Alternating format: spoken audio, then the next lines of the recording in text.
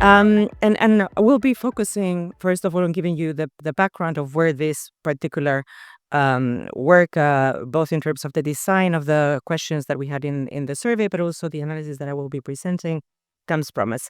As some of you have asked, why are we focusing so much on the cultural dimension of choices and policies, and the ActEU project in reality from the very beginning is focusing on this new sociocultural cleavage that for a number of years now, political scientists and sociologists have been talking about, that it's emerging or that it's already here with us.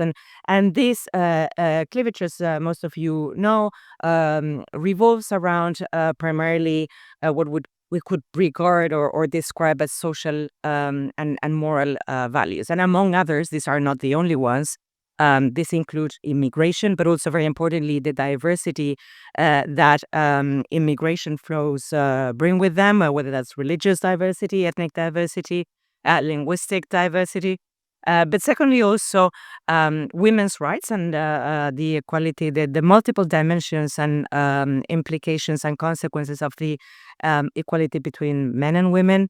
Also, the rights of people who identify as LGBTIQ plus, and also the all of the discussions, policy discussions, but also intrinsic social values around environmental protection and the priority that should be given to, for example, climate change mitigation.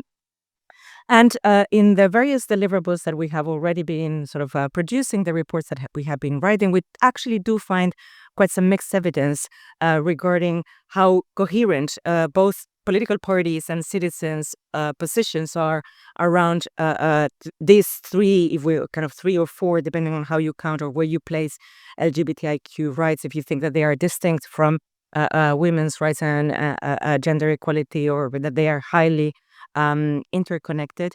We see that there's still not a kind of clear cleavage as such emerging in the same way that we would talk about a cleavage a cleavage that is already there, not emerging for the economic divide. And I would invite you to check deliverable 4.3 produced between the IIR team and our team, that kind of really looks into this for both citizens and political parties.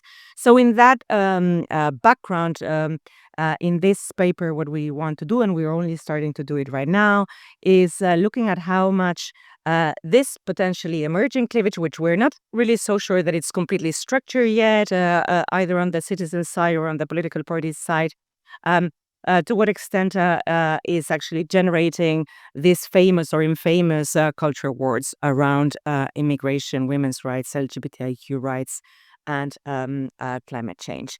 And culture wars, as you will know, are often really about symbols, things that we can, if we can think carefully about it, are relatively minor in terms of the kind of what people would think are kind of the major consequences for the life. They're about symbolic practices.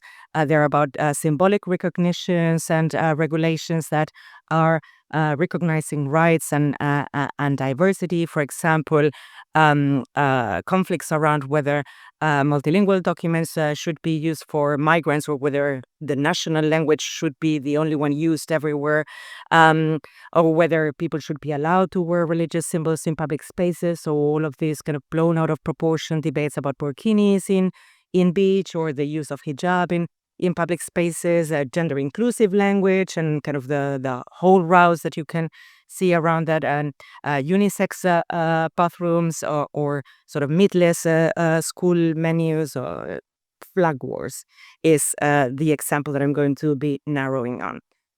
So we cannot in a survey measure all of those potential culture wars, and so we decided that flags actually could be a nice way of trying to capture a little bit of that, even if we cannot capture it in its own entirety, because they provide a bundle of, they symbolize a bundle of positions and of values. They are really powerful symbols that provide representation, they provide visibility, they provide us a kind of a sense of celebration, advocacy, and also claims making. So they encompass all sorts of meanings, and they are quite important for the people who are advocating for those causes.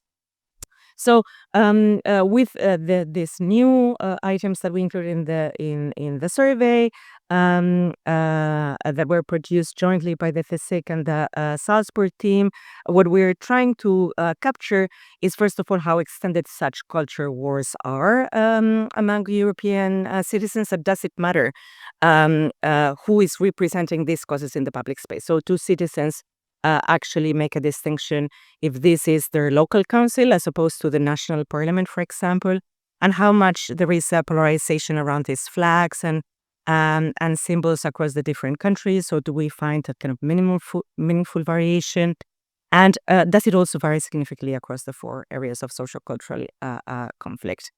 And so very quickly, how we do this, we've included new innovative questions in the ActEU survey in these 10 European countries.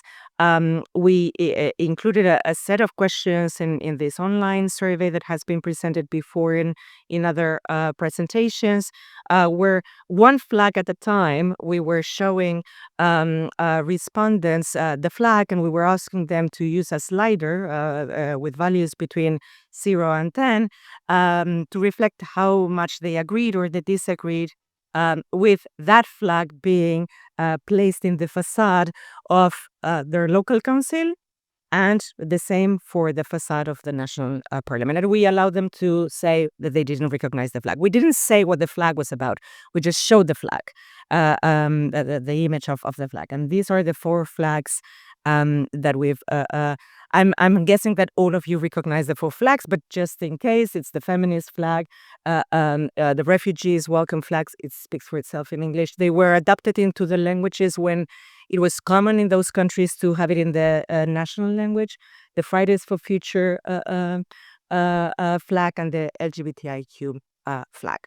So I'll be flying through the results because we have a very strict regiment of minutes for our presentations, and today actually it's 4. So for this session, so I'll be just kind of showing you. You will have to trust that those figures say what I say they say. And it's really very important. And I know that the complexity is sometimes difficult to handle in terms of key messages. But one of the things that I will be showing you for each of the flags is that there's huge cross-national variation.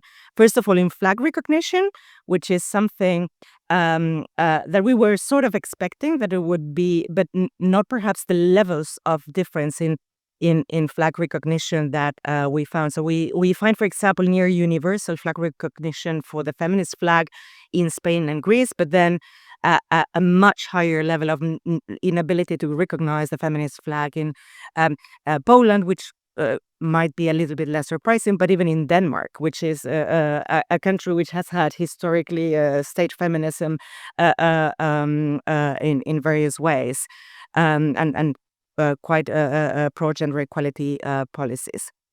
An interesting finding, which we were a bit surprised because we were expecting a more sort of marked difference, is that there's really not a lot of difference in the agreement depending on whether the flags are displayed in the local or the national parliament. We were expecting that depending on the issue, citizens would be more willing to have the flags displayed in the local council, for example, with refugee welcome flags, because a lot of these initiatives were precisely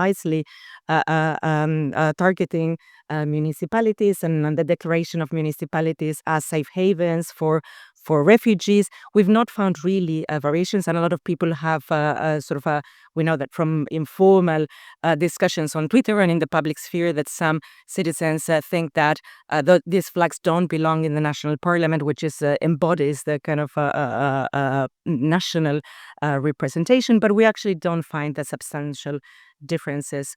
And the other thing that we actually find is that the distribution of these agreements is quite distinct across the country. So, for example, for the feminist flag, we find a very high polarization in Spain, which is not that surprising given the emergence of Vox in the recent years and how gender equality has become a lot more polarized than it was 5 or 6 years ago.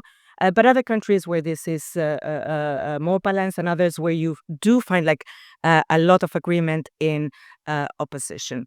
Now, I won't be able to go into the details for all of the flags. There's some important messages that are coming across in the same way for all of the flags. The first one is that this minimal difference between the local and the national level is consistent for all of the four flags. So people are not really making a huge difference between the national level visibilization of these causes or the local level visibilization. But what we do find is a huge variation in which countries are the ones where these flags are more recognized and less recognized. So it's not a matter of all of citizens being equally aware of all of these issues at the same time. It really does vary across countries. For example, in the Fridays for Future flag, we find it kind of very high levels of recognition of the flags in Austria and Germany, and something that actually surprised me, much lower levels of recognition in Denmark and Finland, despite the geographical proximity to Greta Thunberg. I was actually quite surprised, I have to say, about that. It's like, what's going on here? And so how visible these flags and their symbols are actually is quite domestic dependent in ways that are not consistent with this idea that everyone is highly polarized across the three issues that we're focusing on that make up this new emerging cleavage. Actually, what we find is that there's a very similar, and that's why I was saying, are these three dimensions of policy, or are they, four, or are they three? What we find is that there's a very high correlation between recognition and support for the feminist flag and for the LGBTIQ flag. So it's, although there are some areas of contention emerging between certain sectors of feminism and LGBTIQ rights and issues, we do find a kind of very high consistency in terms of citizens' views. The other thing, and I'm finishing in 1 or 2 minutes, that we're doing in this paper is then checking, not just describing how prevalent these reactions and recognitions towards the flags are, but how well or not so well linked they are with other manifestations of polarization. In itself, being polarized around the flag is one indicator of polarization around those issues, obviously around the symbolic dimension of those issues, but we also want to link it to other forms of polarization of those issues. And here, this is just a kind of one example. It would take me too long to look at all of the different ways of looking at this. I was just kind of doing here the analysis of the correlation between these views on symbolic representation with the flags and affective polarization. So the feelings that people express towards people who defend feminist ideals.